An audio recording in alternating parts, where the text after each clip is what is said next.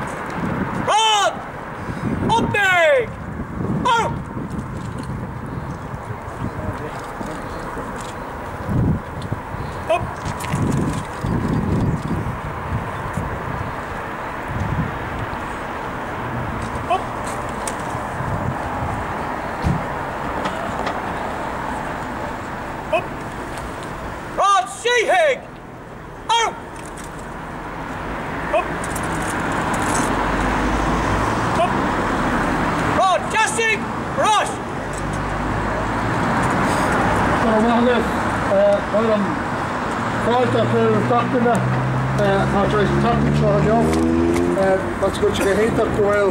The following shock to Comora Yanam, a Connor Horla, Governor Cape Leno Hin, and you.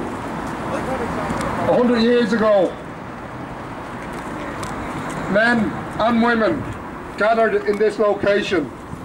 Some had followed the route that we just took from Kimmage, from the Kimmage garrison, Larkfield House, and had marched down here in full battle dress, with weapons, and pulling carts behind them with bombs. Originally, there was supposed to be over 700 volunteers and members of Cumann to gather here in this square. And from here, they were to extend out and take charge of major buildings in this vicinity and to hold them in case the British Army reinforcements or British Army from barracks nearby were to attack the city centre, in particular the GPO. Other people who were in the Larkfield House which is where we started from, just across the road, which was owned by the Plunketts, had been there, who had escaped arrest in England, who were avoiding conscription in England, Scotland and in Wales, and had come across and had lived in Larkfield House for a number of months, and were involved in drilling, in shooting practice, making munitions, grenades and the like, and also involved in telecommunications expertise.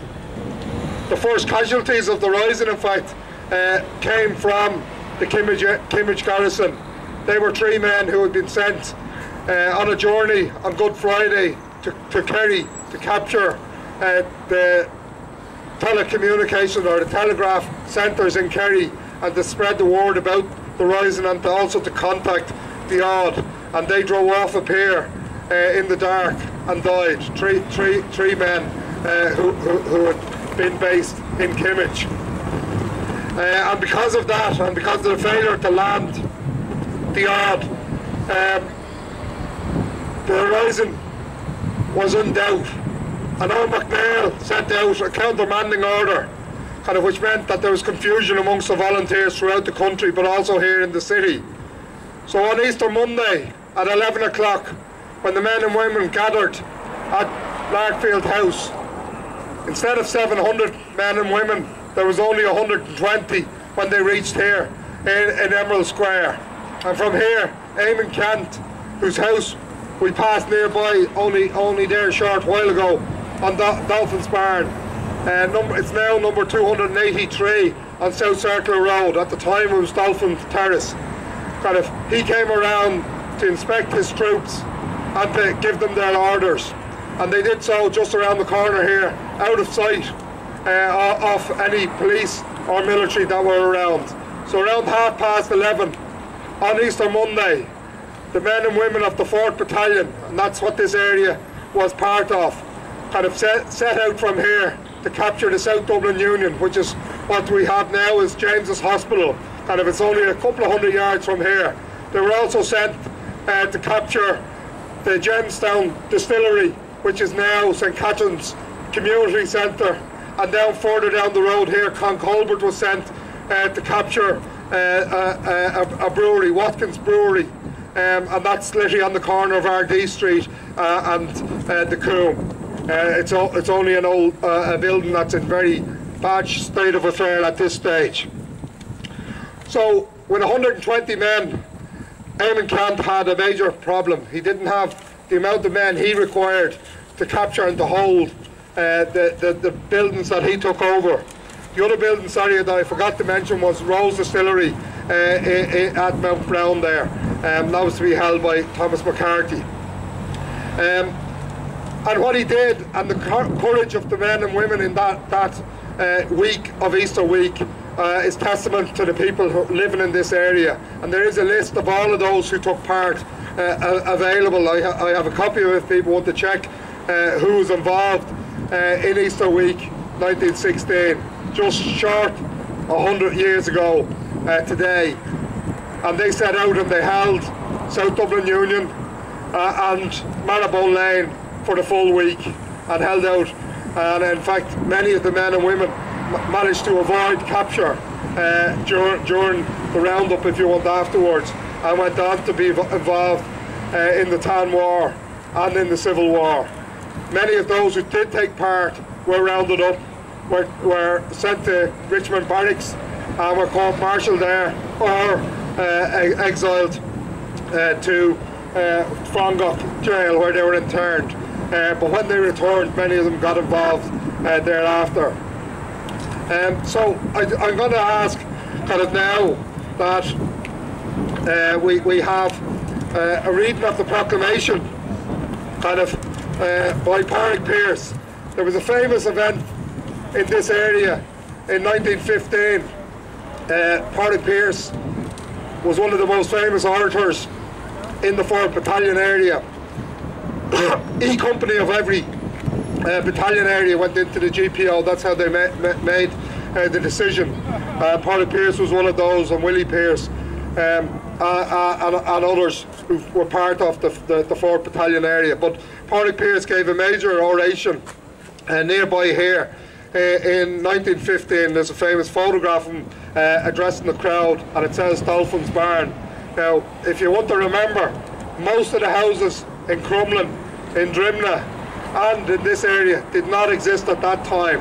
So where you have Crumlin Shopping Centre now and the Brickfields Park would have been a brick factory at the time, and that's why it's called Brickfields. But the oration that he gave, we reckon, was given at the site of the Crumlin Shopping Centre today. So I think it's appropriate that we have Pádraig Pearse here to reenact another famous oration that he gave on Easter Monday in 1916.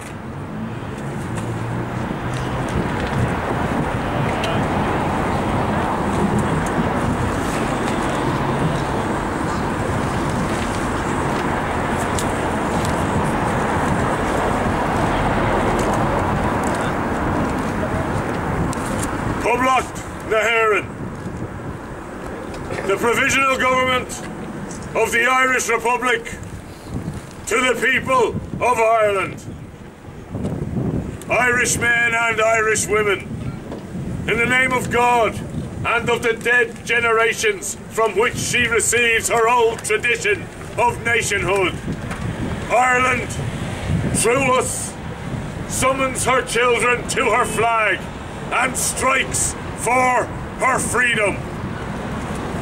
Having organised and trained her manhood through her secret revolutionary organisation, the Irish Republican Brotherhood, and through her open military organisations, the Irish Volunteers and the Irish Citizen Army, having patiently perfected her discipline, having resolutely waited for the right moment to reveal itself, she now seizes that moment, and, supported by her exiled children in America and by gallant allies in Europe, but relying in the first on her own strength, she strikes in full confidence of victory.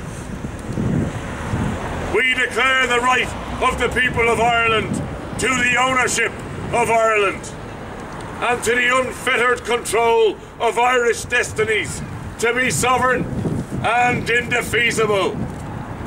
The long usurpation of that right by a foreign people and government has not extinguished the right, nor can it ever be extinguished, except by the destruction of the Irish people. In every generation, the Irish people have asserted their right to national freedom and sovereignty.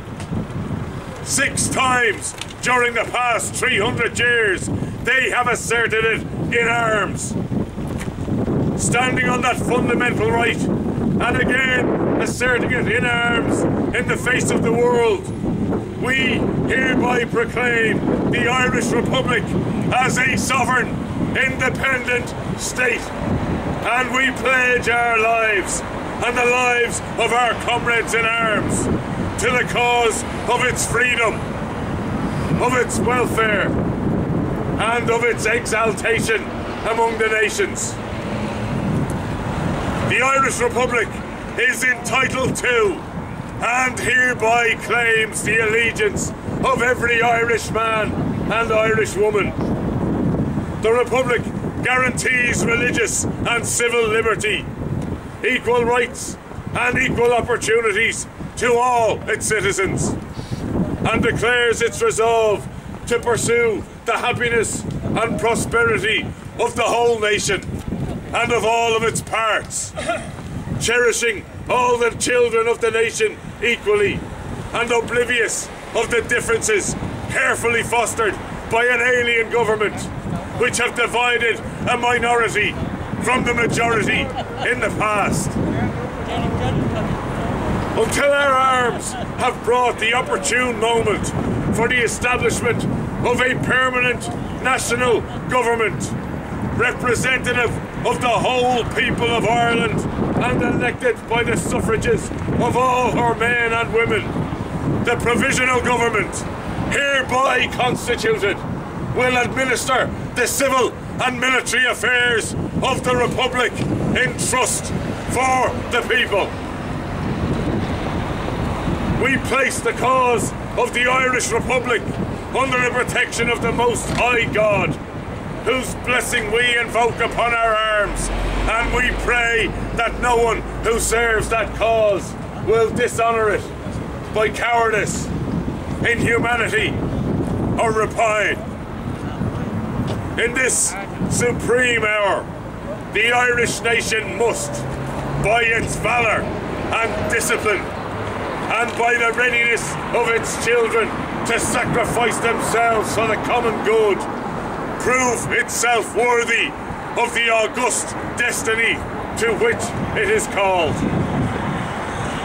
Signed on behalf of the Provisional Government, Thomas J. Clark, Sean McDermott, Thomas McDonough, P. H.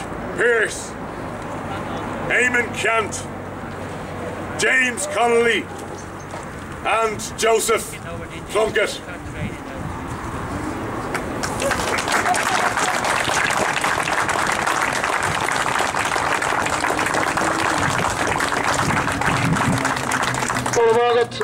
Tá mé chun glécanis bhuiil na banna chun bólfín men na chana agus salútaí anamh.